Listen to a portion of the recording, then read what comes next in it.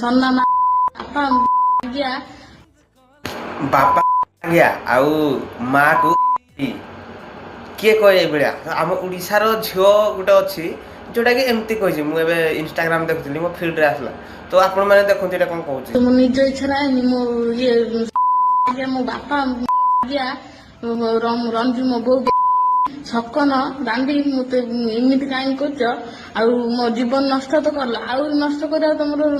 ହଁ ଝିଅ ଦେଖେ ତୁ ପଳେଇ ଆସିଲୁ ଗୋଟେ ପିଲାଟା ସାଙ୍ଗରେ ତ ତତେ ପାଳି ପୋଷି ଛୋଟବେଳୁ ବଡ଼ କଲେ ସେମାନେ ଯେତେ କଷ୍ଟ ଦେଉଛୁ ସେମାନେ ଜନ୍ମ କରିଛନ୍ତି ତାମାନେ ନୁହେଁ ତତେ କଷ୍ଟ ଦେବେ।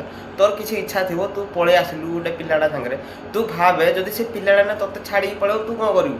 କେସ୍ ବାସ କରିବୁ ଯାହା ବି କରିବୁ ସେ ପିଲାଟା ତୋ ପାଇଁ ଯେତିକି ଇମ୍ପୋର୍ଟାଣ୍ଟ ତୁ ବି ତାଙ୍କ ପାଇଁ ସେତିକି ଇମ୍ପୋର୍ଟାଣ୍ଟ। ସେଥିପାଇଁ ସେମାନେ ତୋତେ ଗାଇଡ଼ କରୁଛନ୍ତି କି ମନା କରୁଥିବେ ଯାହା ବି କରିଥିବେ ସେଇଟା ତୁ ବୁଝୁଥିବୁ। କିନ୍ତୁ ତାମାନେ ନୁହେଁ କି ତୁ ସେମାନଙ୍କୁ ଏଇଭଳିଆ ଅଭଦ୍ର କହିକି ଗାଳି ଦେବା ଏଇଟା